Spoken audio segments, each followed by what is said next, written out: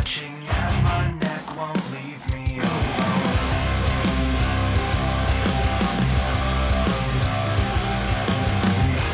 Will you see yourself back in the sun? The light it stings while the night it sings to me.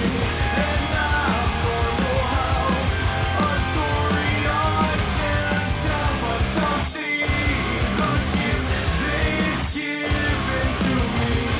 I could step aside, I could end this life, but this disease, it won't release, it won't be cured by the night. I guess I'm never coming back. Holding on.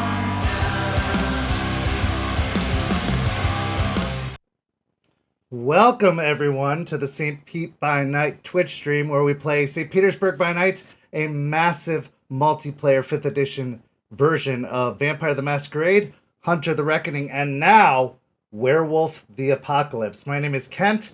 I am the lead storyteller of St. Pete by Night. You can find me at Michikent on all social media, but that's not important. What you really need to do is go follow St. Pete by Night on all social media. We can be found on TikTok. We can be found on Instagram. We can even be found on X, I guess is what it's called now. So go check us out in all those various places. We would love to have you. We're going to be putting out all kinds of new content now that we are back from the revamp. This is the first stream back in almost 4 months. I can tell you I've missed you. I can tell you our players have missed you. But it's time. We are starting a brand new chronicle of the entire world, still in the setting of St. Petersburg, Florida, still in the after effects of the departure of Prince Isabel de Navarra. But this story takes us to the other side of the bay, to the city of Tampa, a city long held as a stronghold by the kindred of the Camarilla under the rule of Prince Marius.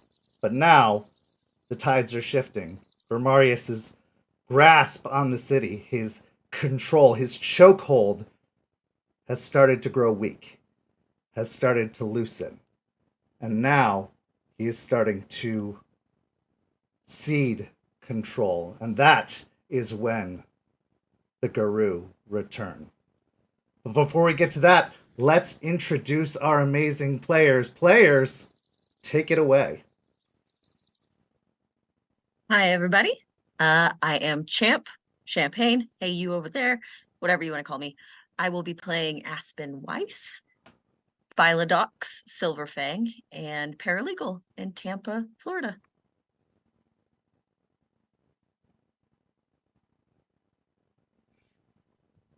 Hi, everybody. I'm Nori. You can find me on at Eclipse's Muse on TikTok, and I will be playing Malicious Jester, Galliard of the Black Furies, and environmentalist. Hi everyone, I'm Simon. I'll be playing Joseph Ash Speaker, a theurge of the Ghost Council, and a bit of a kitchen witch. And our fourth player, Preston, also known as Aiden Goodspeed, will not be able to join us tonight, but he will be back to join us next episode, and we look forward to having him with us. Tonight's story is a story of arrival. It's a story of coming together for a common cause, a common purpose, a common mission.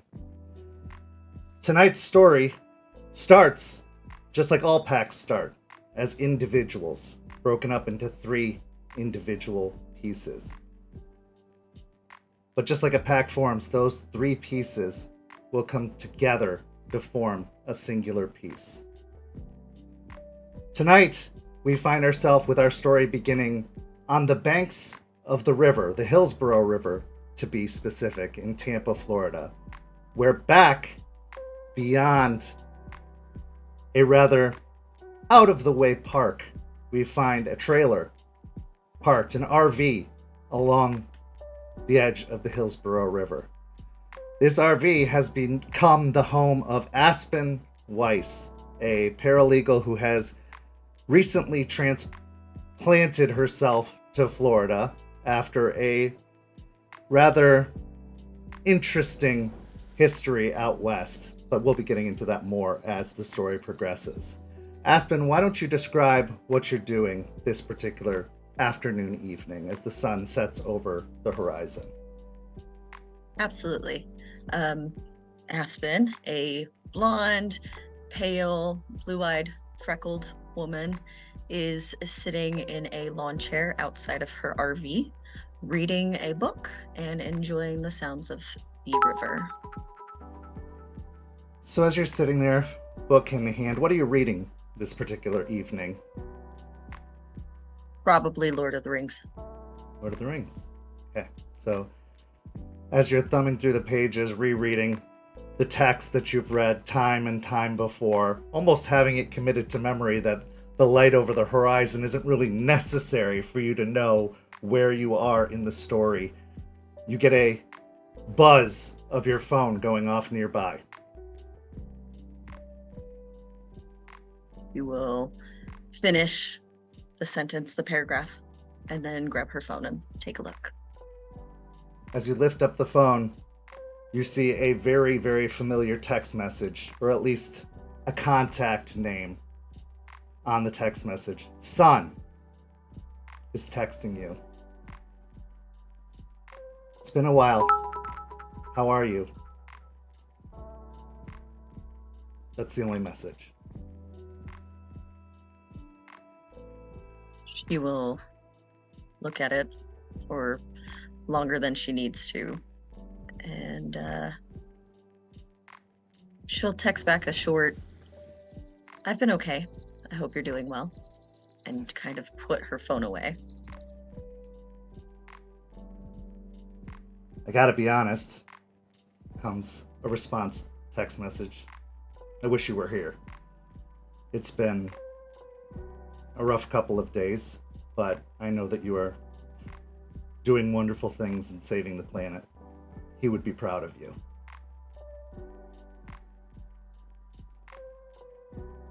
She winces slightly and just replies, "Thank you." There's a long pause as you kind of wait.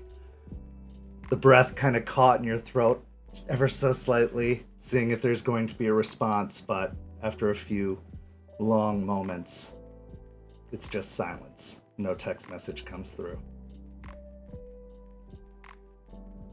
You get back to your reading and you have a hard time breaking the immersion at first, going back into the story that you know so well, finding yourself back in Middle Earth, your escape, your departure, your passport away from the difficult last few months, if not years.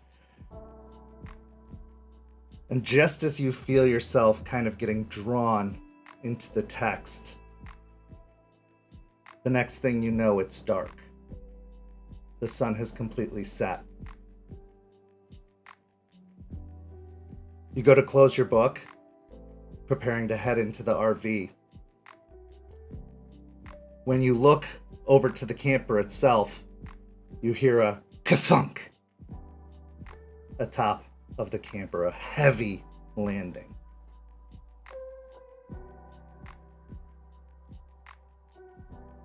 She will instinctually kind of stumble backwards and look up.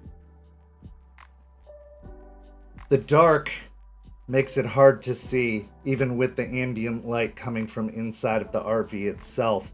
It takes you a few moments for your eyes to adjust. As time passed, it felt like you were in the light last you knew. But as you are kind of gazing around, go ahead and give me a wits and awareness check.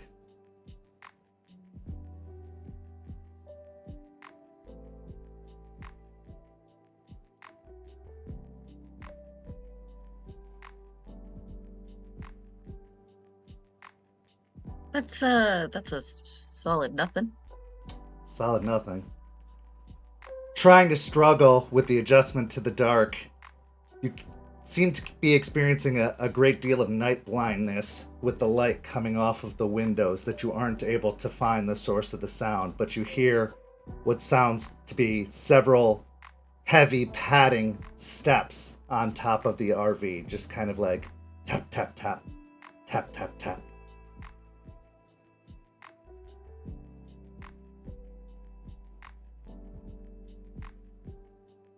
She will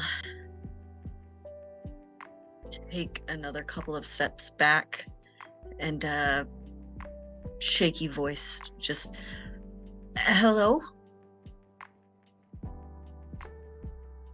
Your words hang in the air, only greeted by the sound of the nearby river, allowing any kind of noise to be heard, as the silence itself just kind of takes hold. But after a few moments, you hear,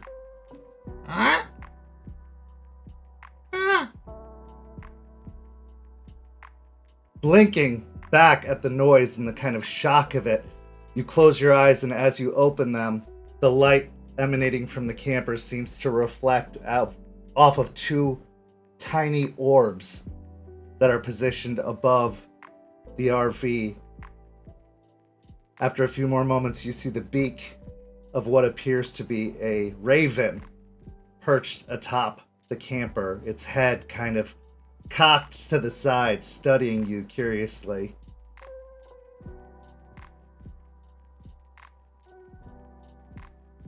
She's just gonna watch it. Kind of stares at you, unblinking, for several moments before kind of dipping its head up and down in a repetitive motion, and then kind of looking downward at the door to the camper.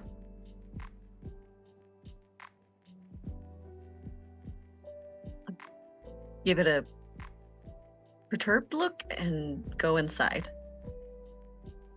As you open the door and you kind of climb up into the kitchen living area that you've been calling your home for the past few weeks at the very least, the beat of flapping wings kind of comes down behind you, kind of brushing up your hair a little bit as the raven lands on the steps, then hops up and kind of waddles its way over before hopping up onto the countertop of the very, very small makeshift kitchen, and it starts poking its beak at the cabinet, trying to almost like pry it open from up above where you keep snacks or supplies. Okay. And she'll open up the cupboard, grab some sort of nuts or something, pull it out. As you reveal the bounty, the bird, almost with no hesitation whatsoever, starts pecking at the nuts in your hand, gobbling them up, eating ravenously, little pieces falling off by the wayside, dropping off of your finger onto the countertop. After several moments, it kind of stops eating and then looks directly up into your eyes. And in your head, it's time. And the bird hops off the countertop, waddles its way over towards the doorway, looking back over at you before hopping out of the camper. She will close her eyes, take a big deep breath in, and follow the bird. Okay. Heading out into the dark, unsure of exactly where you are heading, you know you feel a pull from deep within, something calling beyond your external senses, something that's been leading you, or at least it feels like it's been leading you. That same compulsion that led you to uproot your entire life, to leave everything you knew behind and head east, to go to a state that, while it is kind of the front lines of your business lately, a place you never really thought you'd end up. After all, everyone you know, everyone you care about for the most part, is still back west. But as you go, something inside you tells you it's time to change. And your vision starts to blur as you feel yourself dropping down onto all fours, almost out of control of yourself, as if that rage inside you has taken the wheel for the moment. Your hands becoming paws, claws adorning the edge of the fingers. Go ahead and describe, for the first time, your lupus form. As Aspen starts to change, her blonde hair kind of reflects in the fur, but there's a lot more white. There's this like blondish tan that goes down into the muzzle and on the tips of the ears and down the spine into the tail, where the tip of it becomes just stark white. She is a smaller wolf, not too ominous or big or scary, and just kind of fluffy, and she looks awkward, trying to kind of get herself right. She doesn't feel okay in this wolf form for the most part, but she tries her best. It does take a few moments for you to get your footing. It does take a little bit for you to kind of adjust. It's been a while since you've made the change. It's been a while since you've taken this form. It's kind of something that you've always repressed, and you're still trying to learn how to manage ever since your first change. But as you get your footing, as you feel the earth made of sand and roots, as you feel the heartbeat of Gaia beneath your feet, it feels, for the first time, comfortable. And you start making your way after the raven, who you can see almost clearly at this point as it leads you off through the woods and out of the park, heading towards the city. Our story shifts to another location across town.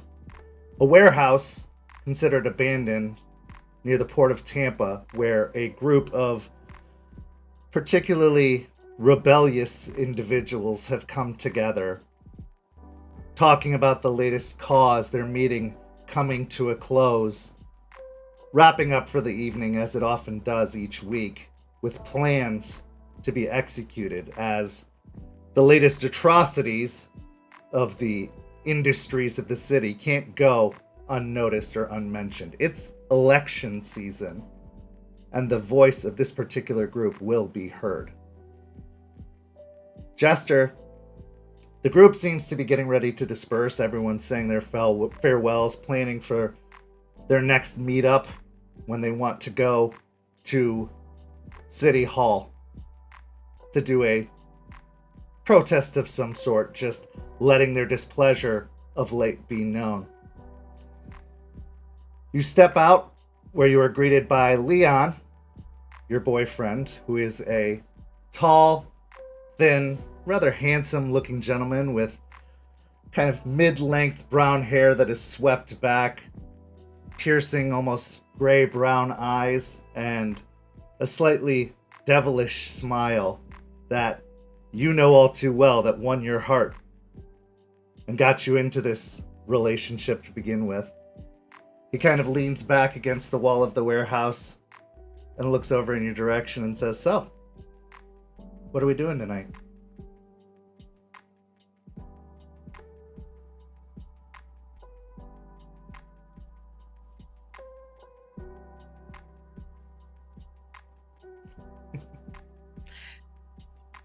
Do we want to be out in nature? Do we want to have fun? Or are you hungry? Well, I could eat. It's kind of a long meeting, and doesn't seem like a dinner would be a bad idea. What do you want? The usual? Yeah. Big, giant pile of cheese fries. Sounds great. Jester, go ahead and describe how you look this particular evening. Jester is a red-haired woman.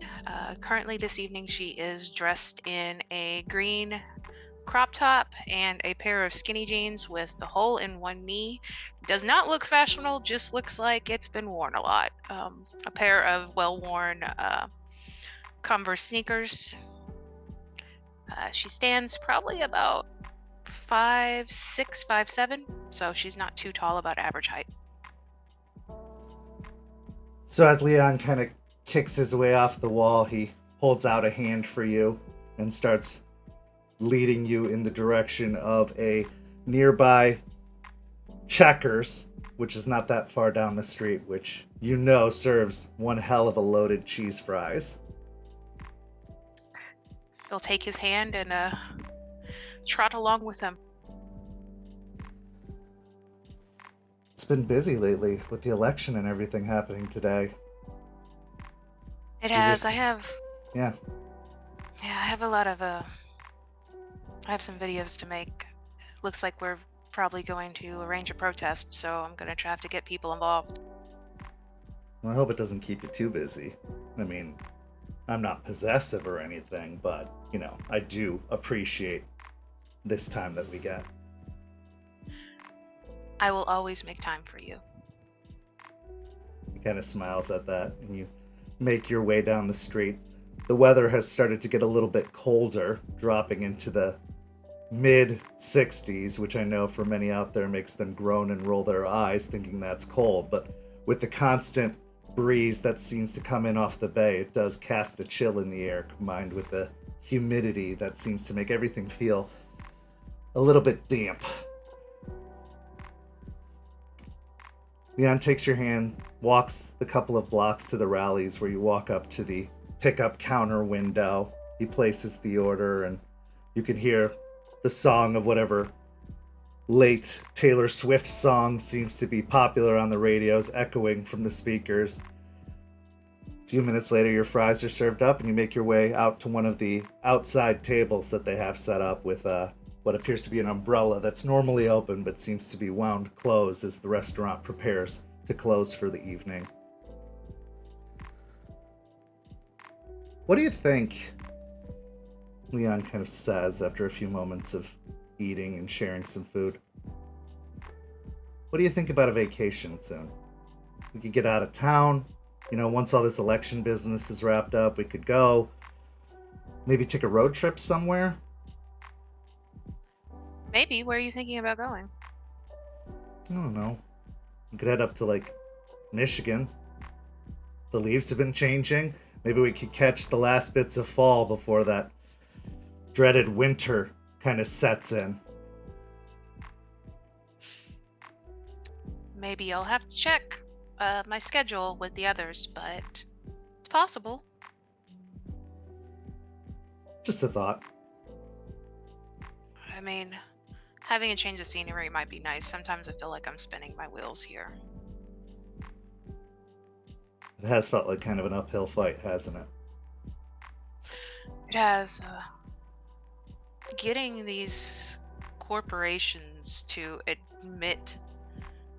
even admit to the fault and the harm they're causing is just so frustrating. I know it matters. I know it's important to you. And even every time it feels like you're rolling a boulder uphill and it just seems to roll back over you and flatten you, you get up every single time and you push it back up again. And I don't know, I admire that in you. You're doing really, really important work for all of us. You know that, I'm right? trying. Yeah, it's very important. It is. You could almost say the world depends on it. You could say that. He kind of takes a sip of his soda and says, "Gotta use the bathroom, I'll be right back." All right. Stands up and heads around the side of the building where there's an external access to an outdoor bathroom, or a bathroom from the outside. And he heads in. As you sit there for a few moments, a breeze picks up and one of the wrappers left discarded on one of the nearby tables just kind of tumbles off and rolls, bouncing off of the bench onto the ground. going to stand up and go and pick it up. The trash can isn't even that far away. You could have walked 10 steps and thrown it in the trash can. You reach down and grab it, the greasy, crinkly wrapper of the paper kind of crushing in your hand as you almost instinctually tense your fist. It's so easy. It's so close. It's within sight. For that, go ahead and take 1 rage. As you ball up the paper and make your way over to the trash can, just kind of almost punching your fist through that hanging plastic barrier, that thick rubber barrier that opens the trash can, and you deposit the paper within. Turning back and looking over at the table, you see that you're no longer alone. Sitting at the table is a man, probably 6 feet tall, well-dressed, well-groomed, manicured suit. You've seen these kinds before. This is a lawyer. And most likely whatever they want is not pleasant.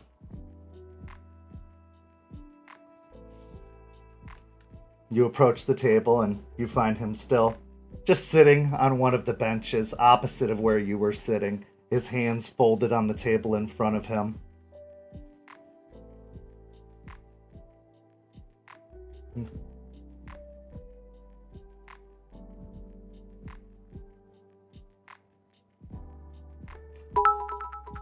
I'm sorry, the table is actually taken, if you can see from my half-eaten fries.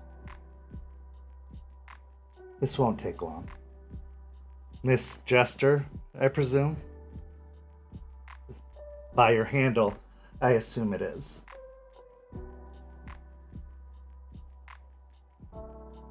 Yes. I'll sit down. My name is Jeffrey. I'm an associate over at Ballard, Anderson, and Bateman. We have an interest in the content you've been creating. You create quite a stir. Well, it's meant to create a stir and to stir people up for the right reason. It is, but sometimes these kinds of things cause the wrong stir, Miss Jester, and they ruffle the wrong feathers. My employers have been hired by a particularly wealthy set of individuals whose feathers, as it were, have been ruffled. And they are willing to offer a significant sum to cause that breeze to die down a little bit. How do you feel about that?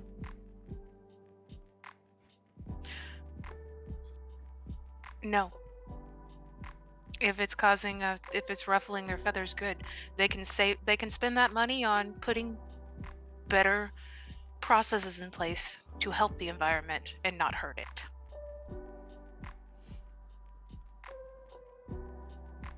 I assure you, Miss Jester, the government is working perfectly hard to ensure that there are plenty of green initiatives, and my employers have even started some initiatives of their own. We are making the changes you seek, but you have to understand these things take time, and there is a lot of red tape that needs to be worked through before we can make significant change. We're just asking for you to give us that time.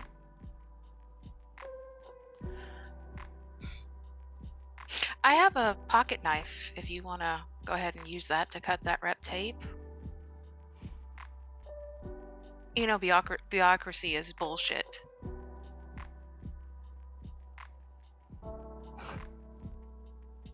Bureaucracy is the structure that allows you to have your little protests. It's what allows you to make your little videos. That phone you're holding, Where do you think it came from? How do you think it was made? That platform that you dance around on and make your little speeches, where do you think that came from? The city streets you stomp back and forth on. The place you went to learn those words that you throw back in the faces of those who taught you. That's all bureaucracy. But I'm not here to rile you up as you've riled up my employers. I promised I would fulfill my duty to let you know that they are open to negotiating, and if you name your price and are willing to put down the megaphone, maybe you could take a vacation without having to worry about what you're leaving behind. Have you been listening in on my conversations? You know, those are called stalkers, sometimes perverts. Are you a pervert? I don't know what you mean. I'm just saying you could take a trip. I could. I'm not interested though. I mean, I'm more interested in saving the planet than money. I mean, look at the way I live. Oh, look down at my clothes. Yes, look at the way you live. Very well. I said I'd try. And with that, he kind of stands up and straightens his suit jacket and brushes off the front of his pants ever so slightly. Good evening, Miss Jester. Good evening. I'm sure I'll see you again. Perhaps. And with that, he makes his way over to the parking lot where you see a black luxury town car is parked with tinted windows almost all the way around the back of the car. He opens the back seat, looking back, or the back door, looking back at you for a moment, offering a smile and a dip of his head before climbing into the vehicle as it pulls away.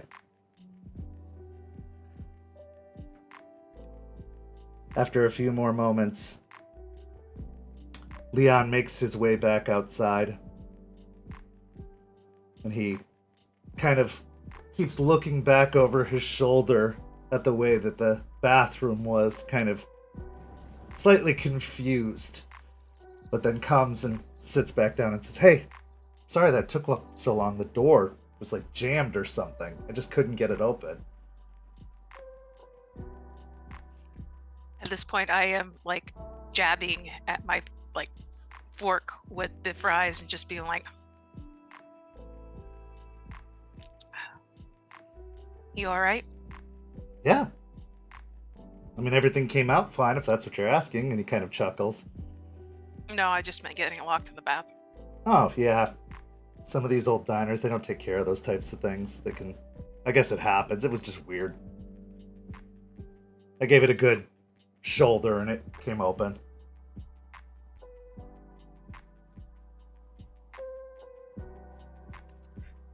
You okay? Glance back. Just some asshole pestering me. You want me to kick his ass? Where is he? He's gone. Oh. I'm perfectly capable of taking care of myself on that. No arguments here. That's for sure. Well, you still hungry, or you want to go for a walk? I think I want to go for a walk. Okay. Let's go. He kind of picks up the tray and everything, walks it over to the trash can, looking kind of back at you for your approval as he pushes open the door and makes sure everything is dumped inside very thoroughly before placing the tray on top of the trash can. Then he walks over and takes your hand, and you start for a stroll down the street. Before you even get out of the driveway, your phone lets off a ping. And as you go to look at it, you see a direct message to you on your social media platform of choice from ampersand R 3, also known as Artie. It Check the says, message. "Hey Jess, we got a chat." And there is a address on 7th Street in Ybor City. Meet me here. Pronto. Hey, looks like something's come up. Might be some information I've been waiting on. So I'll meet you back at the apartment. Sure. Do you want me to give you a ride? No, I can make it. All right. Well, don't stay out too late, okay? I'll try not to. And he leans in and gives you a kiss on the cheek and gives your hand a squeeze and says, "Okay, I'll see you tonight." I'll pull his face in for an actual, like, kiss, a mouth kiss, not just cheek. You can Tonight. feel him kind of melt slightly as you forcefully bring him in. But he takes a deep inhale and says, "Okay, yeah, tonight. That sounds great." And then hesitantly turns and starts making his way. I'm going to call an Uber to the address. Okay. Our story now turns to the third member of this would-be pack, Joseph Ashspeaker. You find yourself in the shop this evening, the walls adorned with the stuffed heads of various beasts, as well as some other odd curiosities, the bleached white skulls of bears and animals assorted throughout, as well as mannequins, some disfigured, some assembled appropriately. This curio shop is also sort of a museum of taxidermy, and, well, maybe off-putting to some, has also become a rather popular tourist destination. You're finishing up a reading from some tourists who are visiting Ybor City, checking out the sights of the town that was once renowned as a hub of cigar manufacturers, then went through a dip in the economy, suffered some hard times for a few decades before revitalizing and kind of finding its way back, a new, renewed interest in the property, bringing new businesses like this one into the area and creating a kind of unique, somewhat occultish feel, especially since down the road is the Castle, a nightclub that holds goth nights and themed parties, especially around the Halloween season. As you finish up your reading, this couple, a young woman in her early 20s and another man in his mid-20s, kind of pass over the bills for the reading and say their goodbyes before heading out.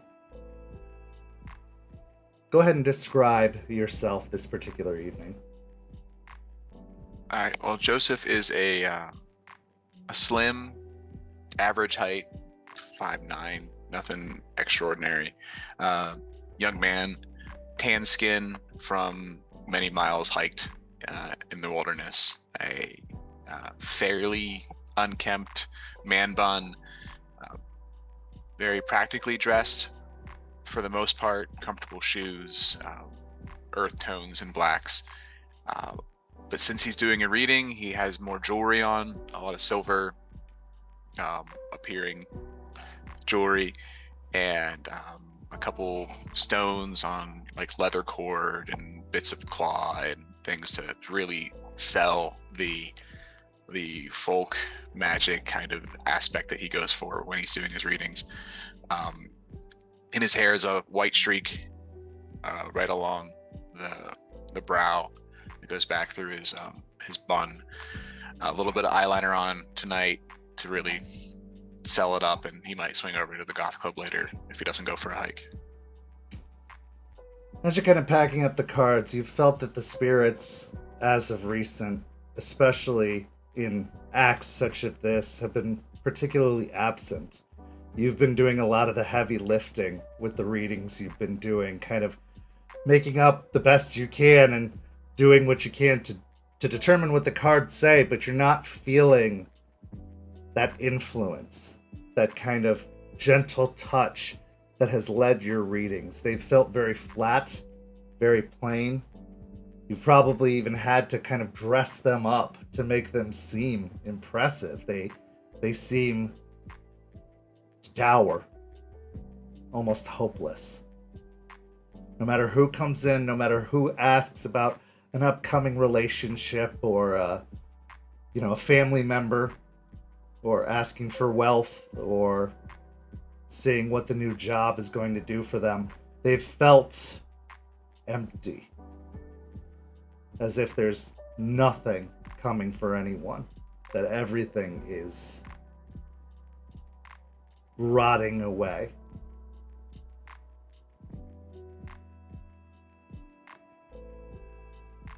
The cards on your skin feel almost cold. Not temperature-wise, but a different kind of cold. You pack them up and put them away in a bag and start to kind of get all your accoutrement cleaned up, as this is your last reading of the evening and you've been left to close up the store by yourself. Management taking the night off, knowing that Tuesdays are a good day for you to do all the necessary bits, as the tourists are going to be most likely heading further down the street to the bars and the clubs, not so interested in heading into the museum on this particular night. As you're standing up from the table, ready to put everything away, you hear a thudding scratch at the back door of this particular establishment.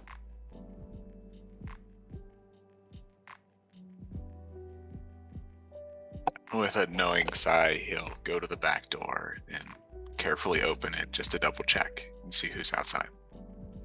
As you open the back door, you see the familiar stray dog,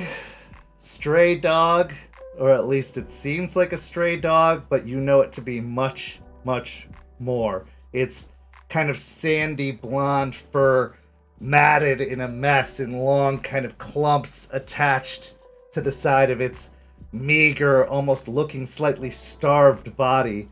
Its knowing golden eyes kind of staring up at you, letting out its tongue in a lull and a pant, kind of upticking its head with a slight bark, like, "Arf!"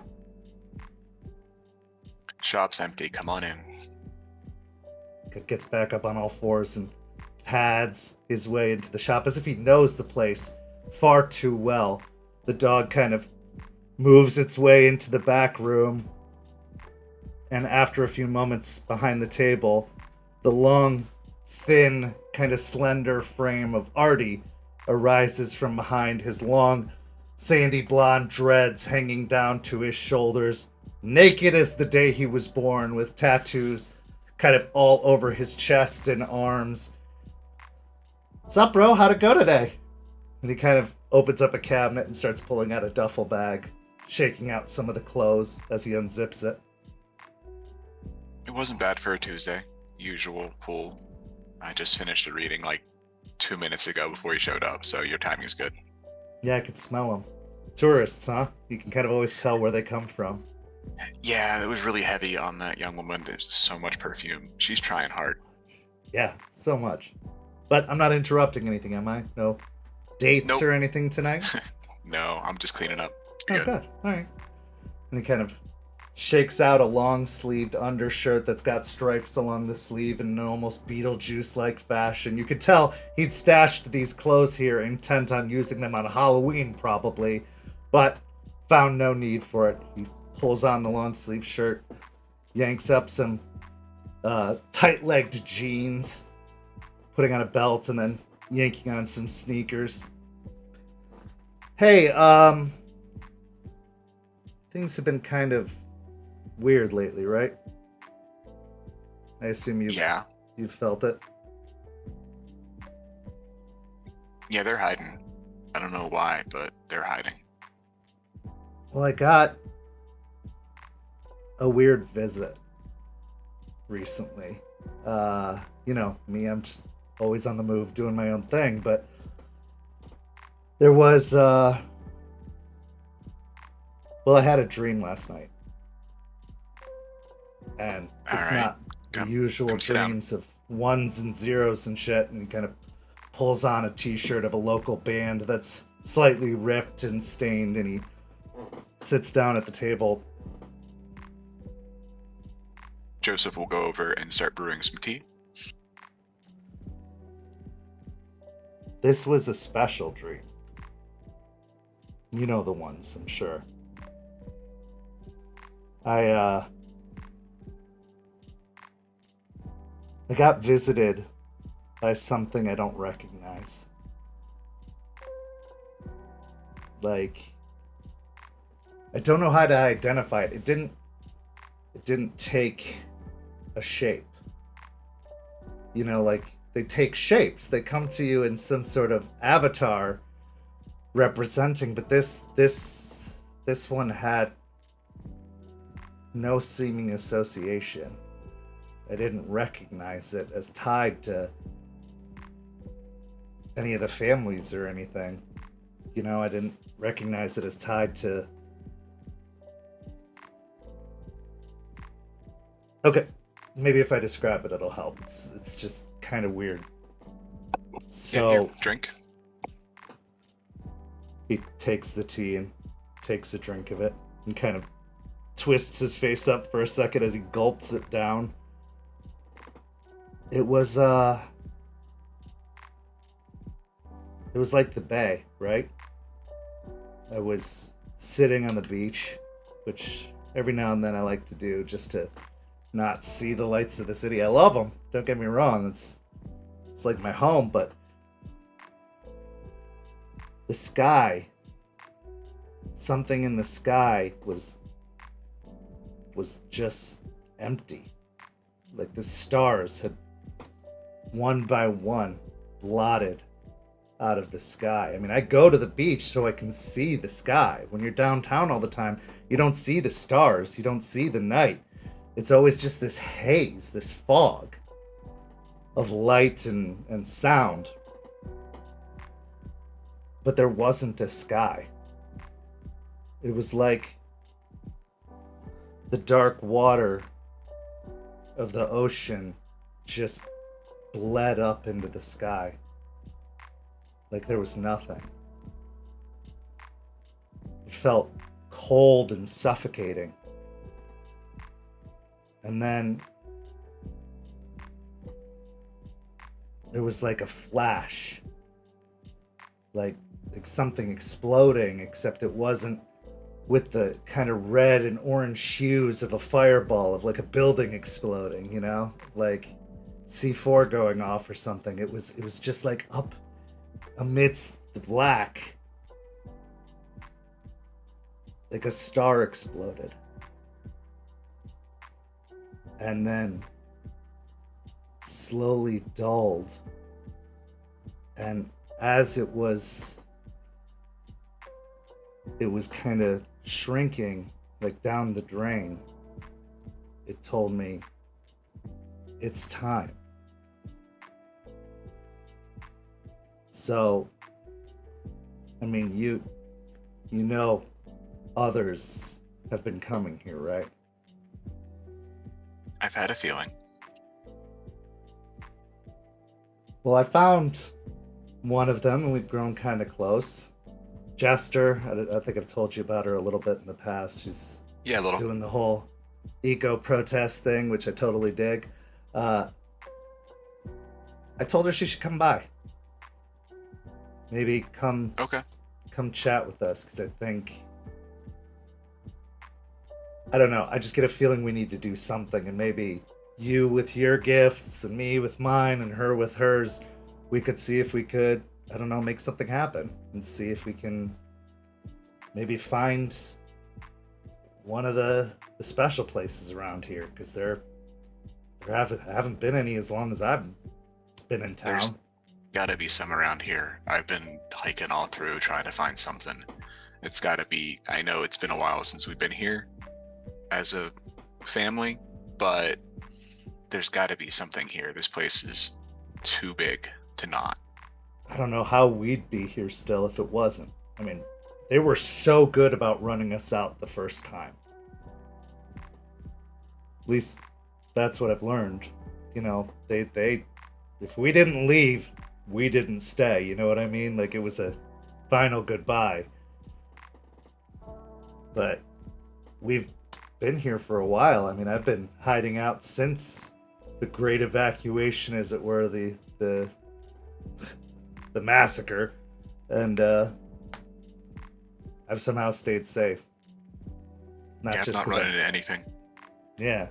So I don't know. I think it's we got to do something, right?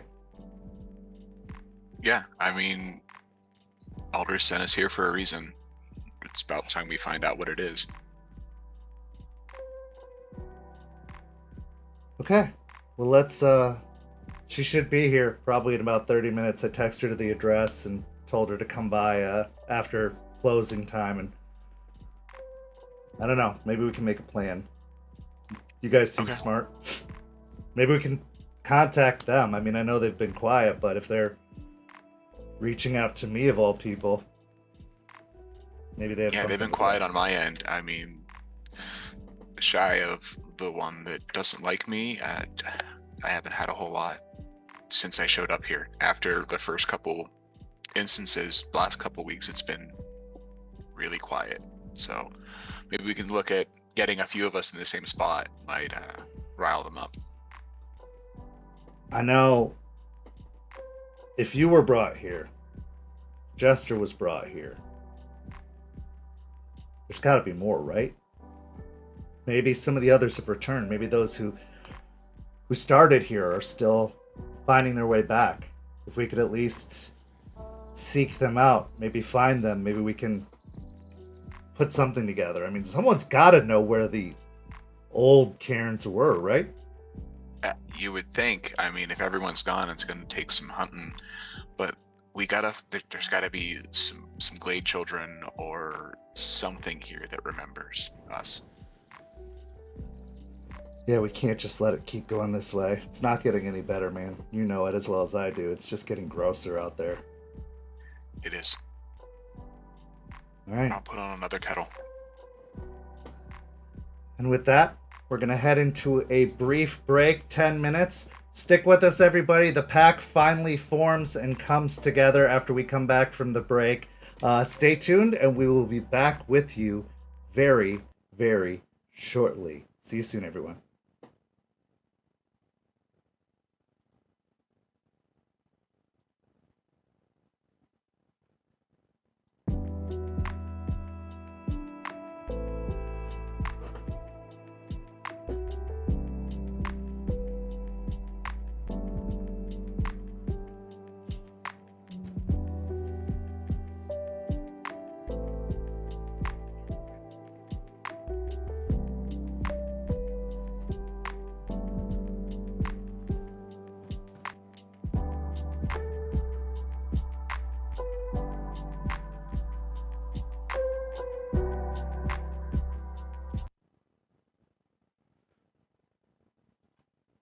Welcome back, everyone. Hope you had a good break. Got a moment to stretch your legs, get something to drink.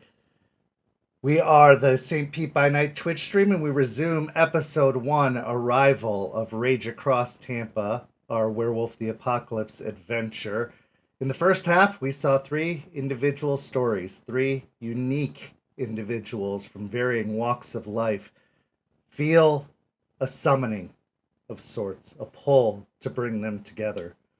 So now we find ourselves in the second half of our story as these groups of individuals find themselves arriving at the Dysfunctional Grace, a quirky gallery for artful taxidermy, as well as some more interesting occult goods and services being provided.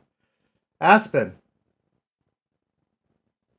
in your lupine form, you felt this pull as you followed behind the raven, carefully taking you from one place to the next, perching itself on branches beside roadways, causing you to pause and give a moment's time as a car passes by on the road before taking flight again and crossing over the busy roadways. The time has passed, dark has set in, the street lights have come on, but you still somehow find yourself navigating swiftly, especially with the guidance of the Raven in front of you, through the various buildings as you get further and further into the city and further away from the park you call home. Eventually, you find yourself outside of what seems to be a somewhat busy thoroughfare of a downtown area you know as Ybor City. The Raven leads you along some train tracks, by some abandoned or closed down factories that once belonged to several prestigious cigar companies ages past, that have now some become historical landmarks, others have just fallen into disrepair or have been taken over by other companies looking to seek a profit in the growing metropolis of the area. Ducking down and kind of giving the city a wide berth, you move down some side roads, past some houses where you can see the lights turning off as several kind of head in for the evening and conclude their night, while others head downtown into the main thoroughfare looking for a bite to eat, a drink, maybe a dance, maybe seeking to find a friend for the evening. When you see an opening, the Raven leads you down an alleyway back behind what looks to be a very kind of roughshod alleyway, dumpsters off to one side, trash cans, some overflowing with garbage, off to the other. And the Raven perches atop a dumpster next to a doorway that on the back has etched the words dysfunctional grace in kind of a stylistic font. The Raven taps a few times at the back door. Joseph, go ahead and roll me a wits and awareness, if you would, please.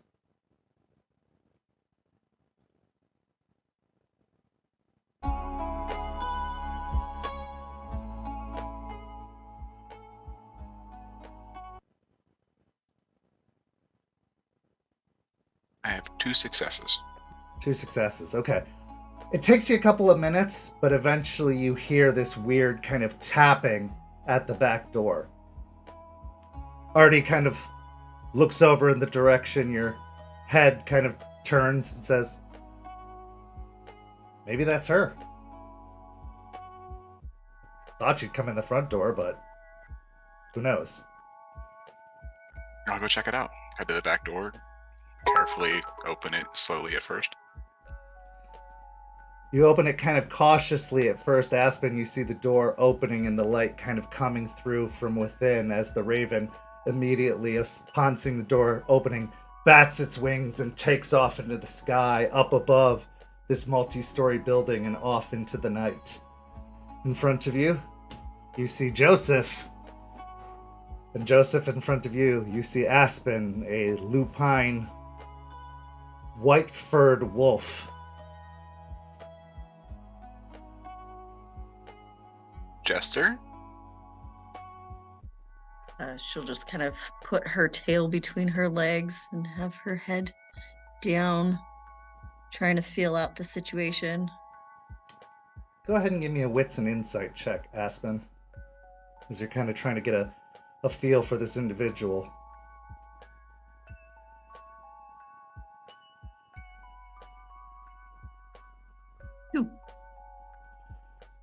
You get a feeling of curiosity, I would say, coming off of Joseph. If I'm misrepresenting you, Joseph, let me know. But I think it's curiosity, but a more intense curiosity than you would ever expect from someone who's looking upon a wolf in an alleyway in a downtown thoroughfare. They seem to be kind of familiar as they look at you, and they have a calmness over them that radiates a familiarity with creatures of your type.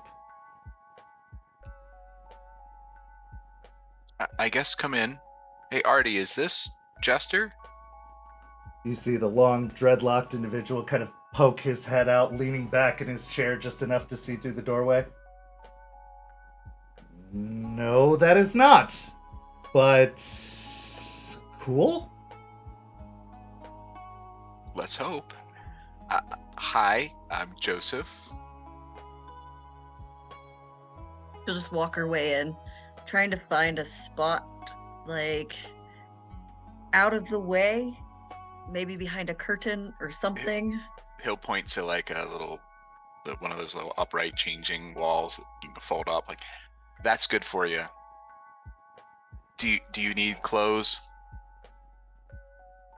She'll just kind of like go back behind there. She doesn't say, it doesn't do anything. She just kind of goes back behind there, changes back immediately, like wraps whatever curtain or anything she has around her. It's probably dragging on the floor because she's only 5'4", very slim. She's got it wrapped around her, kind of like a towel. And she peeks out, recognizing these two people, but not really knowing what's going on. Oh shit, look who it is! Hey! Hello. Hi. I Hold on a was... second. I'll get you. Give me 1 second. He'll reach, go into a cabinet, grab a duffel bag, throw it to her. I got spare clothes for just this situation. It's good So- to know that you're prepared. And she'll go sneak back and put on probably clothes way too big for her. Absolutely. These are not to your particular taste or liking whatsoever. In fact, you probably find like a long black button-up shirt that has patches sewn into it of various kind of iconography, possibly of bands, maybe some of like occultish symbols that are stitched into it, as well as pants that are far too long and far too baggy. But if you cinch the belt tight enough, you're going to manage to kind of hold them on, as there are studs over the knees with points sticking out of them. She cuffs the jeans, comes out looking uncomfortable, to say the least. Thank you. I get it. Thanks. I'm sorry. Somebody left them here. I figured I'd save them for this situation. They've been cleaned. They're not. I'm not gonna give you dirty clothes. But hi, welcome. Hi. Oh, well, this is interesting. How are you? How are you guys? Better now, I guess. Says Artie. This is hopeful. Do you like tea? He makes a mean pot of tea. He's just kind of looking at the cup, daring to take another swig before... It's good for you, forcing us. Artie. I know it's not Mountain Dew, but it's good for you. Oh, do you have Mountain Dew? Could I just pour a little bit in here? No, I quit when I left home. Kind of reaches over to the duffel bag and sneaks out a Red Bull, popping the cap before pouring a little bit in on top of the tea. Have a seat? Okay. Did you two call me here? Is that what this is? No. Did you follow that bird that went crazy in the alleyway? Yes, I did. Not my bird. Good I to don't know. do birds. I mean... Yeah, that's not my thing either.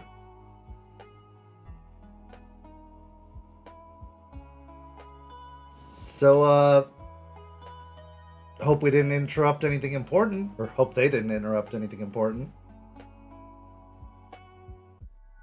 No. I was fine. Could have came with a better warning, but all things considered, I guess it was okay. Right on. Well, we're waiting on one more. I mean, make yourself at home. How long have you been here? Not here, like Tampa here. Oh, about a year, give or take. Oh, nice. And, is this whole thing new for you? Not new. It's just not something I prefer. I prefer to be upright and, presentable. Oh, man. there's something about just being able to, I don't know, get naked without the authorities being called on you. Maybe it's just me. Oh, He kinda okay. chucks Sure. a dreadlock over one shoulder. But that's great. This is what I was talking about, though, Joseph. You know what I mean? Like they're all coming here for some reason. Well, yeah, yeah. Not to be rude, but what the hell is going on? Anybody? No? So somebody brought you here to meet us. I don't know who did, but this place has been quiet for too long. The Tampa area has been quiet for too long, and actually it's gotten even quieter more recently. Artie here felt a calling to reach out to some people he knows, and somebody thought that was a good idea to call you in too. So it looks like we're gonna be called together to try and figure some stuff out and maybe reclaim some of this place. I know that's my elders sent me from up north to come down and look for things and find stuff. So I guess the spirits are backing us at this point.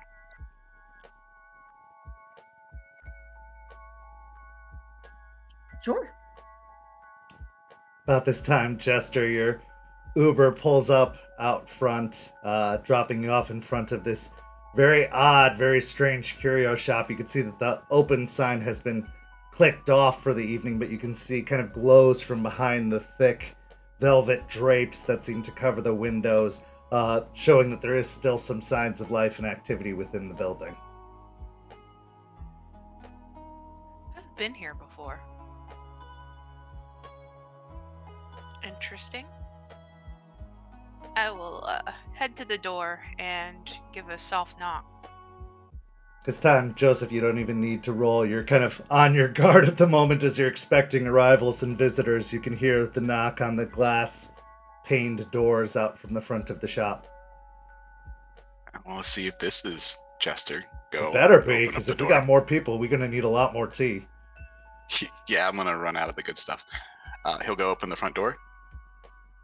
Artie takes a drink of his Red Bull, kind of while Joseph's back is turned like, oh, Jesus, wash this out of my mouth. As you open the door, you see Jester standing in the doorway. She's very familiar, and you got a very strong sense of her the last time she visited the shop. But now, those senses are confirmed. This makes sense. Come on in. I'm glad it makes sense for someone. How are you doing, Joseph? I'm actually pretty good tonight. Good, good. Is Artie here? He sent me a message. Yeah, he's in the back. Come on. Okay. So as He'll lock the door behind her. As you make your way through the odd curio shop, the skulls looking with their lifeless eyes in your direction, the heads mounted upon the wall seeming to follow you as you pass. Joseph, go ahead and roll me a wits and insight.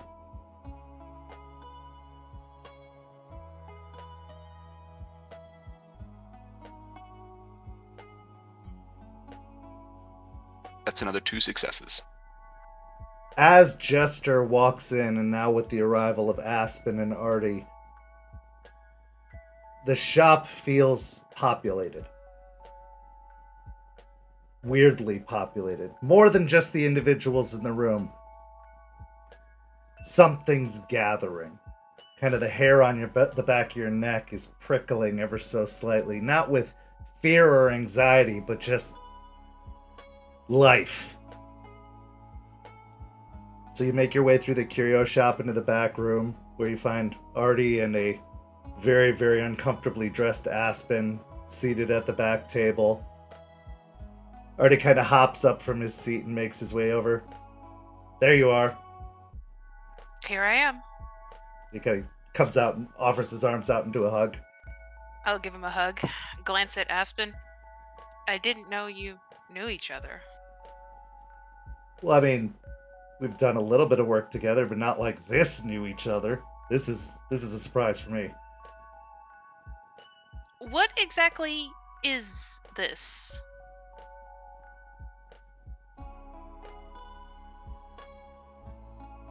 Calling. Okay. They're happy. Yeah. I had a dream last night. Really weird dream. And it told me that it's time. And not like time to get another beer or something like that, but like it's time. And I came to talk to Joseph about it and thought I'd hit you up knowing that you're one of the special ones, and here we are.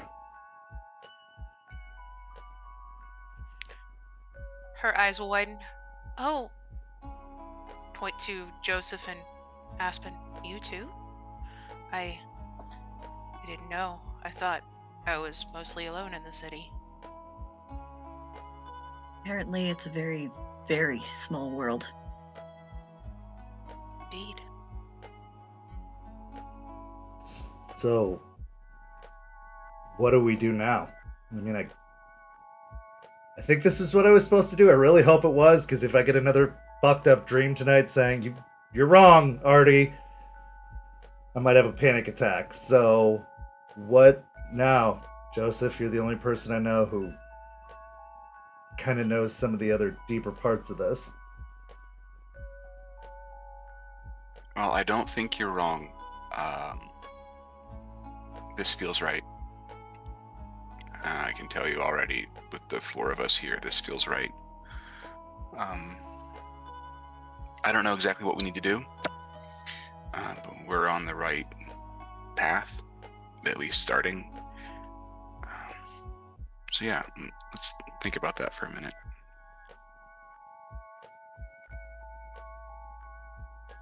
You all kind of sit in silence for a few moments until the silence is interrupted by the like springing of a top from a can being flicked kind of anxiously by Artie, who sits there just kind of springing the tab over and over again, still looking off, kind of like he's trying to think of something, but clearly he's not getting anywhere with it. So, I mean, I know I felt a pull to the city, and I'm guessing some of you did too. But yeah, like, what is, if we're together, what is our goal? Artie, why don't you tell us more about your dream? Maybe there's something we could discern from that. Okay. So I was sitting on the beach, right? And he kind of goes into a long description, relaying the events of his dream, the inky blackness of the water leaking into the sky, and the sudden burst of light coming from the sky, and almost like a explosion or a supernova off in the distance before slowly kind of pulling itself back in, getting lost in the inky darkness with the words, "It's time." Yeah, so, I mean, I knew you guys were here. As far as I know, I've been one of the only residents in the area for a while now. So I thought, if this is them calling to us, if this is Gaia, we kind of got to answer the call, you know? So I thought I'd get everyone I knew together to kind of talk it out and see what we could do. I mean, Joseph here has a way with talking to them, and if I felt it, you guys had to have felt it too in some fashion, and I guess it'd be good to find out what they want. I know the reason that I left home, that I came down this way, was some of my elders said, it's go look at this place. It's been dead for a while. It's been quiet for a while. I don't know of any strongholds here at all. I wonder if that's what we're going to be charged to do. Just find the old places and reclaim them. That is a worthy cause for us. This place has a lot, even though it's an urban sprawl, has a lot of wilderness packed in little pockets. So there's got to be something here. That's kind of where my mind thinks we should go. But I'm also willing to take a moment and open myself up and see if I can find anything more. Unless anyone else got a better idea. By all means. Do we need to do anything, or just Not for watch? this one. Anyone asthmatic? No. Okay, cool. Give me a second. I'll go into his duffel bag and grab a few little things, and grab a little bowl, put some herbs in it, burn those herbs, and kind of lean over and inhale. And he's going to use the gift sight from beyond. Okay. So, breathing in the fumes, letting them kind of enter into your nostrils, down your throat, into your lungs. It's a sharp, very pungent sensation at first. It almost causes your eyes to slightly water, even though you've worked with things like this before. It's a difficult process still, especially when you know you're going deeper than most of your previous ceremonies have gone before. Go ahead and make the roll for me. What's the roll again? This is an intelligence plus wisdom. That's the renown, not like wits. Right. Alright, go ahead and roll it. Got 3 successes. 3 successes, okay. So that stinging sensation in your lungs that causes your eyes to start to water almost forces them closed, and as they open, you're looking through a glossy, almost hazy view. You're not sure if it's the tears at first, but then it's something more. The world around you has a kind of gray pallor over it.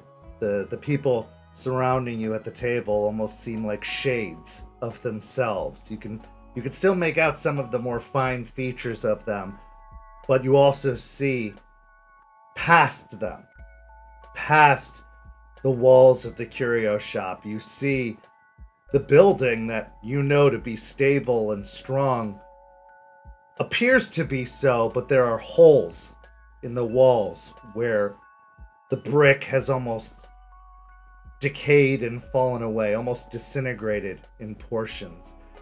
You could see a completely gray and empty sky beyond, and the ground itself looks dead and barren, covered in sand where there should be city streets and walkways. Looking out towards the front of the shop, you still see the strange curio heads, the taxidermied heads hanging on the wall. But while they normally look like sentinels staring forward, you can see all of them turned and looking over in your direction. One of the heads kind of tilts its head even more to the side, antlers sprawled out from beyond it.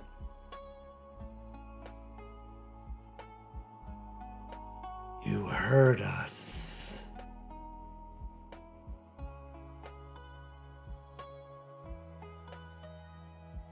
You're here.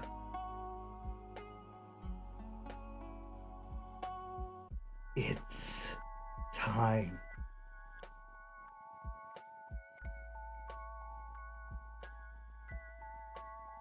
What would you have us do?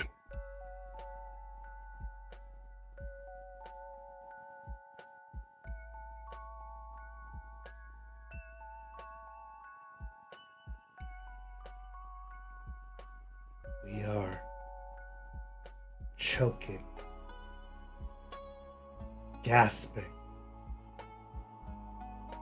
Our grasp grows weak, as if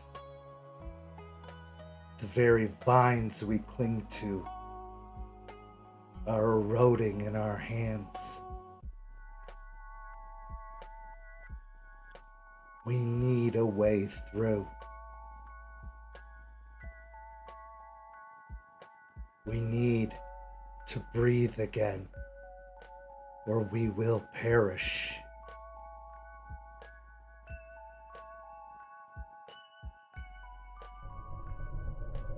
Only you can bring this to us. Only you can connect us to the world.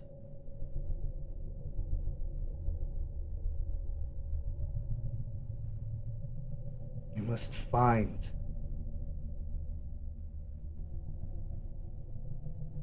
the stronghold, and you must awaken it.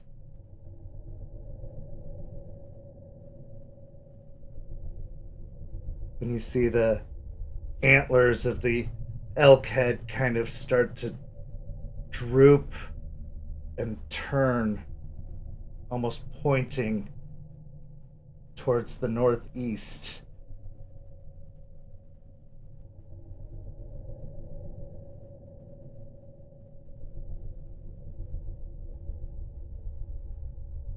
There is a place you know, Ash Speaker, but did not have the eyes to see. But she will not be happy to see you.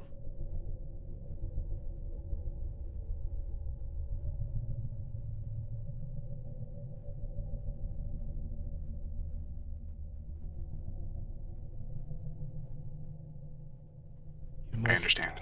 go and make peace with her. At least enough to open the way again. But you do not have to go alone. There are more. There is one who has forgotten the way. Find her. She knows the place so well. Should she find her call again, she can help you open the path.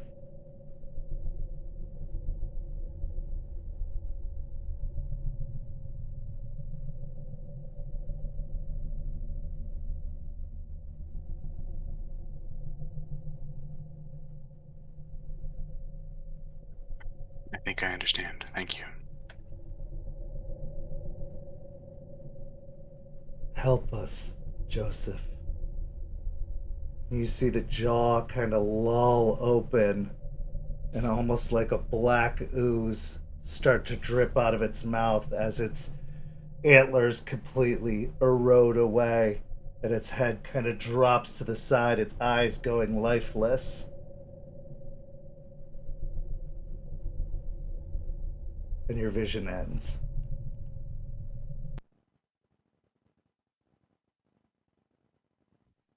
Well, shit. That doesn't sound good. No, it's good. It's just a little messy. Uh,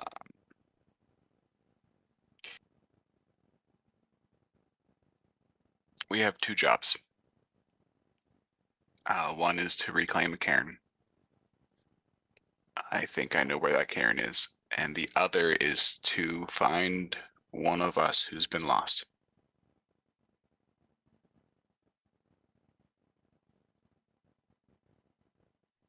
There is at least one of us from before who has forgotten the way, as Brother Stag said, and she will be able to help us reclaim the lost cairn. The lost cairn is, if I understand Brother Stag right, one of the cemeteries nearby.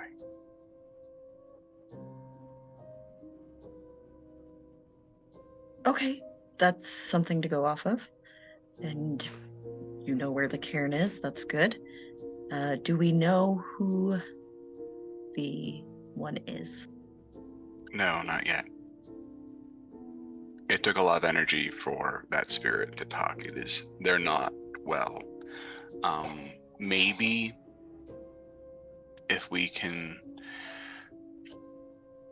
navigate the interaction well, maybe Grandmother Willow can help us find the lost one. But she will be difficult to deal with. I think I might know who she is. Oh, that'll be good to not deal with Grandmother Willow right now. Well, that's Who's Grandmother Willow? Grandmother Willow is the I don't want to say Glade Child, that's the language we use, but it's not right. She's too venerable. There's probably a better word, and it's escaped. She's the matron of the cemetery where the cairn was.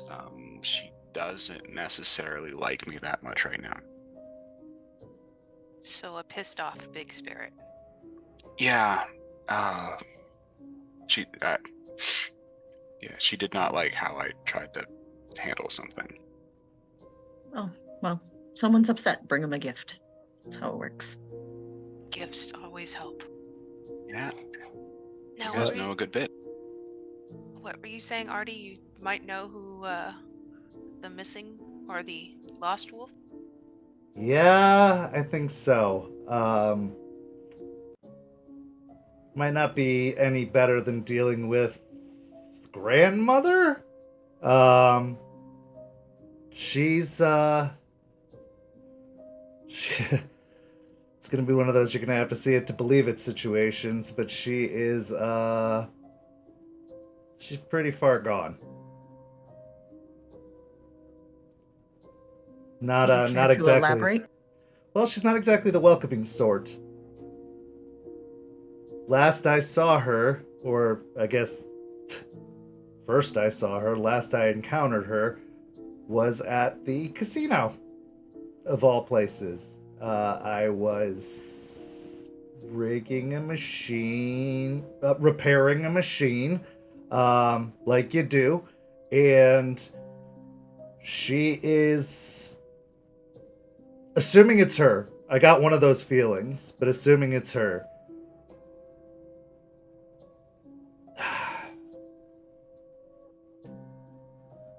She's in a bad state.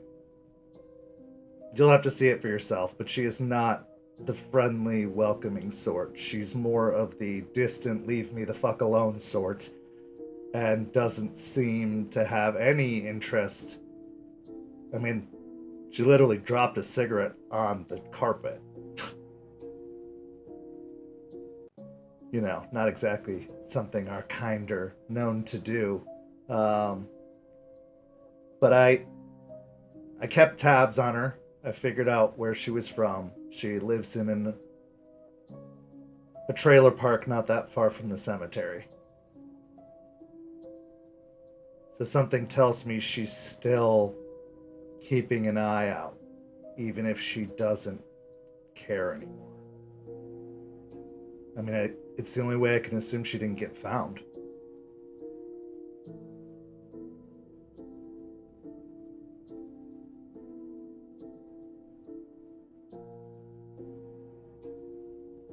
Well, best we could do is go talk to her, see what happens, if that's what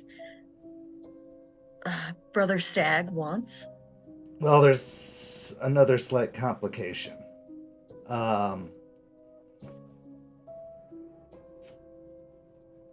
Those that once called this home didn't care much for her either.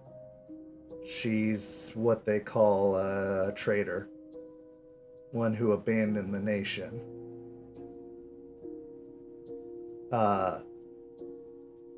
Stargazer. Oh. But I also think she may have lost touch with everything after the whole massacre and evacuation, I think she just kind of gave up. And I don't know.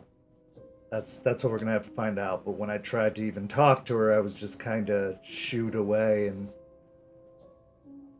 she told me she wasn't about that life anymore. That's less intimidating than the alternative traders. Well,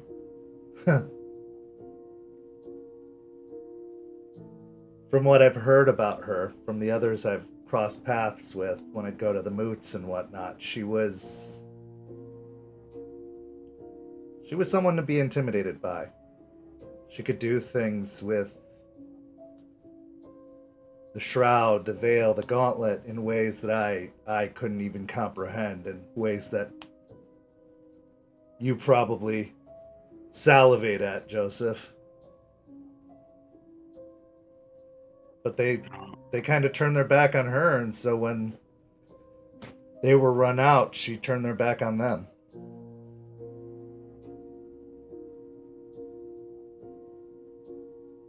But I can show you where she lives. I keep tabs on her, keep poking around, trying to make sure she's still with us, just in case something like this were to happen. So she still lives there. Hard to miss. That sounds right, because the spirits did mention that she would know how to open things back up for us and for them. So it sounds like that's the right lead. I may have a backup though. I know there's another. Might be a little bit easier to reason with, and he probably knows some guys. He runs the Mongols Motorcycles Club over on the east side. He was one who still won't give up. He's still fighting for the fight, and still causing the leeches around here trouble. So if she doesn't work out, we could do that. I mean, at least he might be able to help in some way. Maybe. We've got If options. she's lost- Yeah. If she's lost her way, we're gonna have to figure out a way for her to find her way back, because it sounds like if she's lost interest, us asking is not gonna help. So we're gonna need to start coming off with a way to help her.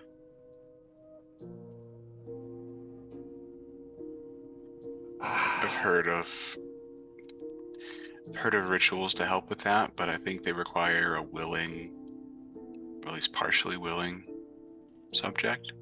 Don't think we can trick her into it, so it's going to take some convincing, and then possibly some rituals, some help from the spirits to reignite the spark if need be. Do you think they have it in them? Man, where have they been all this time? I don't know. Every little bit, maybe. We do a little bit here and there. We can maybe give them some more energy in some way.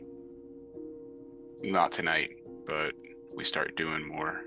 Maybe we can get a little revitalization before we finish the job. Let me reach out to some people over the next week or so. I'll make some contacts and connections. Maybe I'll stop by there and sniff the place out a little bit. But, I mean, how do you guys feel about this? Is this something we can do? Aspen, you've been awful quiet. We have to try, right? What else are we doing here if we don't? Exactly. Spinning our wheels. And if we want to meet back up and try this out, I could bring somebody else.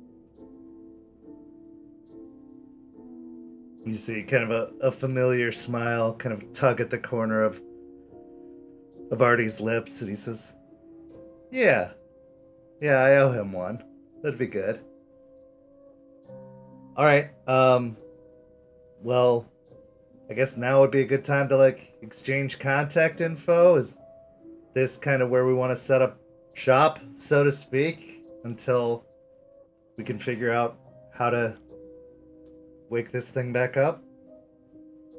Yeah, I think I can convince the owner to let us hang out. They're done enough favors for them, though. They're pretty relaxed with me coming and going. So I don't think that'll be a problem to meet here as long as we don't bring any trouble back. But yeah, I think maybe we've had minor introductions. Maybe we should exchange contact info and maybe a little bit more detailed info about our skill sets, our callings. Yeah, I mean, do we want to lay it all out on the table? Like, what's... I'm down. You've already pretty much outwardly said I'm a theurge. I come from the Ghost Council. I come from the way up in the hills of West Virginia, from the cairn outside of Morgantown. They sent me down here. So that's me. I'll be your theurge unless we have another one, but it seems like we don't.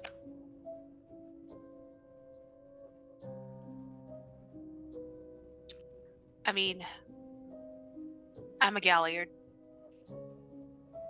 I like talking to people, hearing stories, telling stories, as well as, just trying to get word out about how to make the world a better place. You know, that actually makes a lot of sense. I don't know why I didn't put two and two together before, but like with the whole social media thing, and yeah, that actually does kind of connect some dots for me. Yeah, I'm a Black Fury.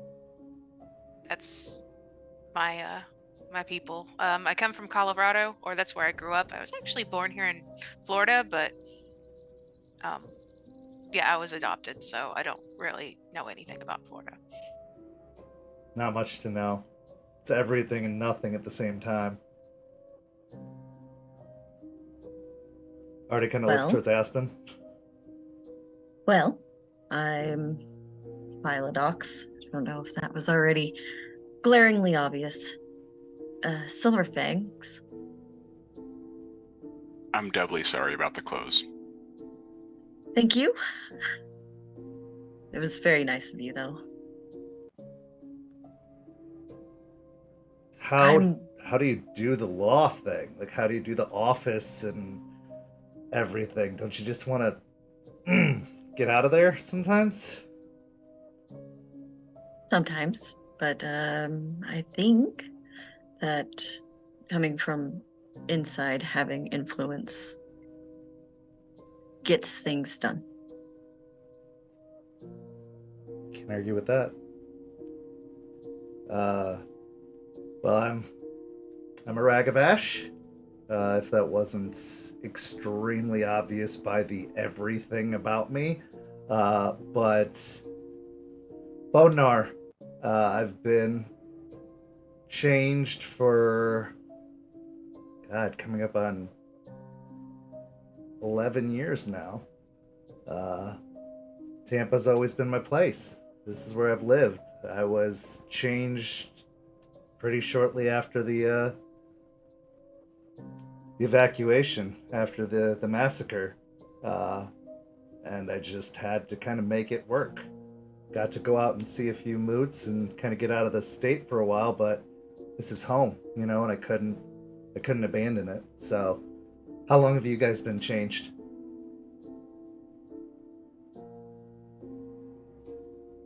About 5 years. About 4 for me. Let's go with a solid 2. Cool. So, running with some young pups. Okay, this is great.